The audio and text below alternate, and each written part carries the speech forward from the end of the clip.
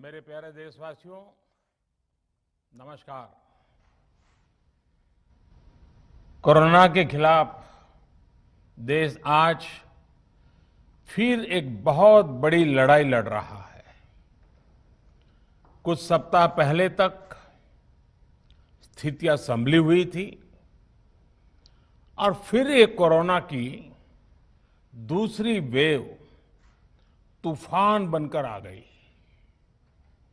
जो पीड़ा आपने सही है, जो पीड़ा आप सह रहे हैं, उसका मुझे पूरा एहसास है।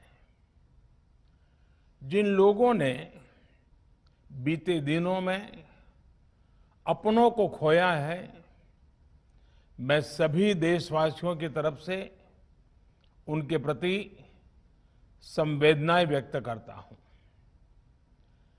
परिवार के एक सदस्य के रूप में मैं आपके दुख में शामिल हूं। चुनौती बड़ी है, लेकिन हमें मिलकर अपने संकल्प, अपने हौसले और तैयारी के साथ इसको पार करना है।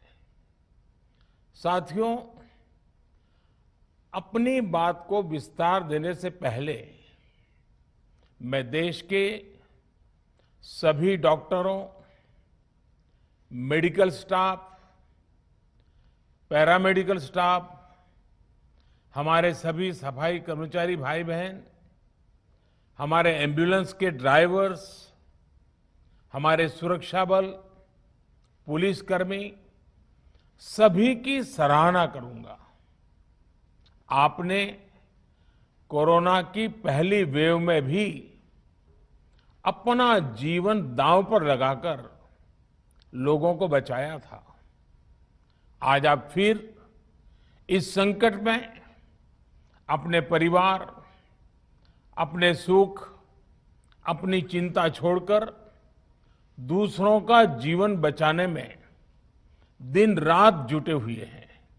साथियों, हमारे शास्त्रों में कहा गया है, त्याज्यम न धैर्यम विदुरेऽपि काले, अर्थात कठिन से कठिन समय में भी हमें धैर्य नहीं खोना चाहिए। किसी भी परिस्थिति से निपटने के लिए हम सही निर्णय लें, सही दिशा में प्रयास करें, तभी हम विजय हासिल कर सकते हैं। इसी मंत्र को सामने रखकर आज देश दिन रात काम कर रहा है। बीते कुछ दिनों में जो फैसले लिए गए हैं, जो कदम उठाए गए हैं, वो स्थिति को तेजी से सुधारेंगे। इस बार कोरोना संकट में देश के अनेक हिस्से में ऑक्सीजन की डिमांड बहुत ज्यादा बढ़ी है। इस विषय पर तेजी से और पूरी संवेदनशीलता के साथ काम किया जा रहा है। केंद्र सरकार, राज्य सरकारें, प्राइवेट सेक्टर, सभी की पूरी कोशिश है कि हर जरूरतमंद को ऑक्सीजन मिले। ऑक्सीजन प्रोडक्शन और सप्लाई को बढ़ाने के लिए भी कई स्तरों पर उपाय किए जा रहे हैं। राज्यों में नए ऑक्सीजन प्लांट्स हो, 1 लाख नए सिलेंडर पहुंचाने हो, औद्योगिक इकाइयों में इस्तेमाल हो रही ऑक्सीजन का मेडिकल इस्तेमाल हो, ऑक्सीजन रेल हो, हर प्रयास किया जा रहा है। साथियों, इस बार जैसे ही कोरोना के केस बढ़े, देश के फार्मा सेक्टर ने दवाइयों का उत्पादन और बढ़ा दिया है। आज जनवरी फरवरी की तुलना में देश में कई गुना ज्यादा दवाइयों का प्रोडक्शन हो रहा है। इसे अभी और तेज किया जा रहा है। कल भी मेरी देश की फार्मा इंडस्ट्री के बड़े जो प्रमुख लोग हैं, उसके जो एक्सपर्ट लोग हैं, उनसे बहुत लंबी चर्चा हुई है। प्रोडक्शन बढ़ाने के लिए हर तरीके से दवाई कंपनियां की मदद ली जा रही है। हम सौभाग्यशाली हैं कि हमारे देश के पास इतना बड़ा मजबूत फार्मा सेक्टर है जो बहुत अच्छी और तेजी से दवाइयां बनाता है। इसके साथ ही अस्पतालों में बेड की संख्या को बढ़ाने का भी काम तेजी से चल रहा है। कुछ शहरों में ज्यादा डिमांड को देखते हुए विशेष और विशाल कोविड हॉस्पिटल बनाए जा रहे हैं। साथियों, पिछले वर्ष जब देश ने कोरोना के कुछ ही मरीज सामने आए थे, उसी समय भारत में कोरोना वायरस के खिलाफ प्रभावी वैक्सीन के लिए काम शुरू कर दिया था। हमारे वैज्ञानिकों ने दिन रात एक करके बहुत कम समय में देशवासियों के लिए वैक्सीन विकसित की है।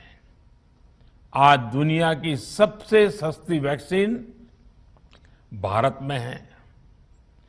भारत की कोल्ड चेन व्यवस्था के अनुकूल वैक्सीन हमारे पास है। इस प्रयास में हमारे प्राइवेट सेक्टर ने इनोवेशन और एंटरप्राइज की भावना का बेहतरीन प्रदर्शन किया है। वैक्सीन की अप्रूवल्स और रेगुलेटरी प्रोसेसेस को फास्ट ट्रैक पर रखने के साथ ही सभी साइंटिफिक और रेगुलेटरी मदद को बढ़ाया गया है। यह एक टीम एफर्ट है जिसके कारण हमारा Bharat 2 made in India vaccine के साथ दुनिया का सबसे बड़ा टीकाकरण अभियान शुरू कर पाया। टीकाकरण के पहले चरण से ही गति के साथ ही इस बात पर जोर दिया गया कि ज्यादा से ज्यादा क्षेत्रों तक, जरूरतमंद लोगों तक वैक्सीन पहुंचे। दुनिया में सबसे तेजी से भारत में पहले 10 करोड़, फिर 11 करोड़ और अब 12 करोड़ वैक्सीन डोज दिए गए हैं। आज कोरोना से इस लड़ाई में हमें हौसला मिलता है कि हमारे health care workers, frontline corona warriors और सीनियर सिटीजन्स के एक बड़े हिस्से को वैक्सीन का लाभ मिल चुका है। साथियों, कल ही वैक्सीन को लेकर हुए एक और अहम फैसला भी हमने किया है। 1 मई के बाद से 18 वर्ष के ऊपर के किसी भी व्यक्ति को वैक्सीनेट किया जा सकेगा। अब भारत में जो वैक्सीन बनेगी उसका आधा हिस्सा सीधे राज्यों और अस्पतालों को भी मिलेगा। इस बीच गरीबों, बुजुर्गों, निम्न मध्यम वर्ग के लोग 45 वर्ष की आयु के ऊपर के व्यक्तियों के लिए केंद्र सरकार का जो वैक्सीन कार्यक्रम चल रहा है वो भी उतनी ही तेजी से जारी रहेगा। पहले की तरह ही सरकारी अस्पतालों में मुफ्त वैक्सीन मिलती रहेगी, जिसका फायदा, जैसा मैंने कहा, हमारे गरीब परिवार हो, हमारे मध्यम वर्ग, निम्न मध्यम वर्ग के परिवार हो, वो उनका लाभ उठा सकेंगे। साथियों, हम सभी का प्रयास जीवन बचाने के लिए है, और जीवन बचाने के लिए तो है ही, प्रयास से भी ये है कि आर्थिक गतिविधियां और आजीविका कम से कम प्रभावित हो। प्रयास का तरीका यही रखा जाए। वैक्सीनेशन को 18 वर्ष की आयु के ऊपर के लोगों के लिए ओपन करने से शहरों में जो हमारे वर्कफोर्स है उसे तेजी से वैक्सीन उपलब्ध होगी। राज्यों और केंद्र सरकार के प्रयासों से श्रमिकों को भी तेजी से वैक्सीन मिले लगेगी। मेरा राज्य प्रशासन से आग्रह है कि वो श्रमिकों का भरोसा जगाए रखे। उनसे आग्रह करें कि वो जहां है वहीं रहे। राज्यों द्वारा दिया गया ये भरोसा उनकी बहुत मदद करेगा कि वो जिस शहर में हैं वहीं पर अगले कुछ दिनों में वैक्सीन भी लगेगी और उनका काम भी बंद नहीं होगा। साथियों, पिछली बार जो परिस्थितियां थी वो अभी से काफी भिन्न थी। तब हमारे पास इस वैश्विक महामारी से लड़ने के लिए कोरोना स्पेसिफिक मेडिकल इंफ्रास्ट्रक्चर नहीं था। आप याद करिए देश की क्या स्थिति थी। कोरोना टेस्टिंग के लिए पर्याप्त लैब नहीं, पीपीई का कोई प्रोडक्शन नहीं, हमारे पास इस बीमारी के ट्रीटमेंट के लिए कोई खास जानकारी भी नहीं। लेकिन बहुत ही कम समय में हमने इन चीजों में सुधार किया। आज हमारे डॉक्टरों ने कोरोना के इलाज की बहुत ही अच्छी एक्सपर्टीज हासिल कर ली है। वो ज्यादा से ज्यादा जीवन बचा रहे हैं।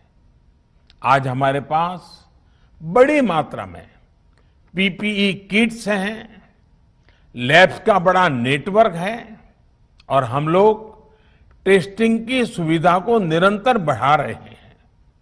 साथियों, देश ने कोरोना के खिलाफ अब तक बहुत मजबूती से और बहुत धैर्य से लड़ाई लड़ी है। इसका श्रेय आप सभी को, सभी देशवासियों को ही जाता है। अनुशासन और धैर्य के साथ कोरोना से लड़ते हुए आप देश को यहां तक लाए हैं।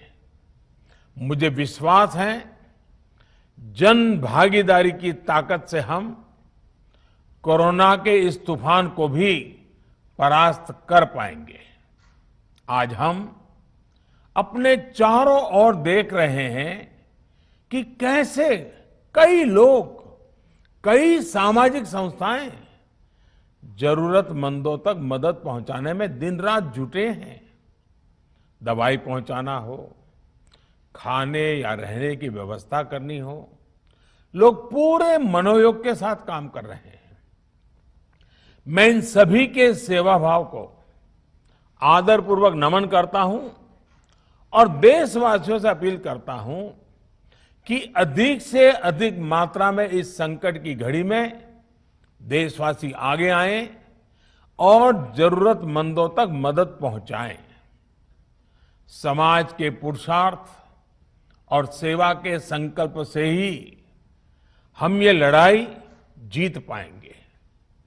मेरा युवा साथियों से अनुरोध है कि वो अपनी सोसाइटी में, मोहल्ले में, अपार्टमेंट्स में छोटी छोटी कमेटियां बनाकर कोविड अनुशासन पालन करवाने में मदद करें।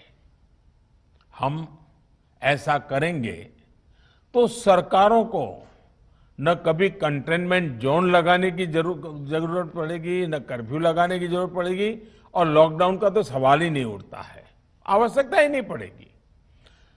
स्वच्छता अभियान के समय देश में जागरूकता फैलाने के लिए मेरे बाल मित्रों ने बहुत मदद की थी। छोटे छोटे बालक, 5वीं, 7वीं, 8वीं, 10वीं में पढ़ने वाले, उन्होंने घर के लोगों को समझाया था, मनाया था। उन्होंने बड़ों को भी स्वच्छता का संदेश दिया था। आज मैं फिर अपने बाल मित्रों से एक बात विशेष तौर पर कहना चाहता हूं। मेरे बाल मित्र, घर में ऐसा माहौल बनाइए कि बिना काम, बिना कारण घर के लोग घर से बाहर न निकले। आपकी जीत बहुत बड़ा परिणाम ला सकती है। प्रचार माध्यमों से भी मेरी प्रार्थना है कि ऐसे संकट की घड़ी में वो लोगों को सतर्क और जागरूक करने के लिए जो प्रयास कर रहे हैं उसे और बढ़ाएं। इसके साथ ही इसके लिए भी काम करें कि डर का माहौल कम हो सके, लोग अफवाह और भ्रम में न आए। साथियों, आज की स्थिति में हमें देश को लॉकडाउन से बचाना है। मैं राज्यों से भी अनुरोध करूंगा कि वो लॉकडाउन को अंतिम विकल्प के रूप में ही इस्तेमाल करें। लॉकडाउन से बचने की भरपूर कोशिश करनी है और माइक्रो कंटेनमेंट जोन पर ही ध्यान केंद्रित करना है। हम अपनी अर्थव्यवस्था की सेहत भी सुधारेंगे और देशवासियों की सेहत का भी ध्यान रखेंगे। साथियों, आज नवरात्रि का आखिरी दिन है। कल रामनवमी है और मर्यादा पुरुषोत्तम श्री राम का हम सभी को यही संदेश है कि हम मर्यादाओं का पालन करें। कोरोना के इस संकट काल में कोरोना के बचने के जो भी उपाय है, कृपया करके उनका पालन 100% करिए। दवाई भी, कड़ाई भी, इस मंत्र को कभी भी भूलना नहीं है। ये मंत्र जरूरी है, वैक्सीन के बाद भी जरूरी है। रमजान के पवित्र महीने का भी आज 7वां दिन है। रमजान हमें धैर्य, आत्मसंयम और अनुशासन की सीख देता है। कोरोना के खिलाफ जंग जीतने के लिए अनुशासन भी, उसकी भी उतनी ही जरूरत है। जब जरूरी हो तभी बाहर निकले। कोविड अनुशासन का पूरा पालन करें। मेरा आप सभी से यही आग्रह है। मैं आपको फिर ये भरोसा देता हूं, आपके इस साहस, धैर्य और अनुशासन के साथ जुड़कर आज जो परिस्थितियां हैं उन्हें बदलने में देश कोई कोर कसर नहीं छोड़ेगा।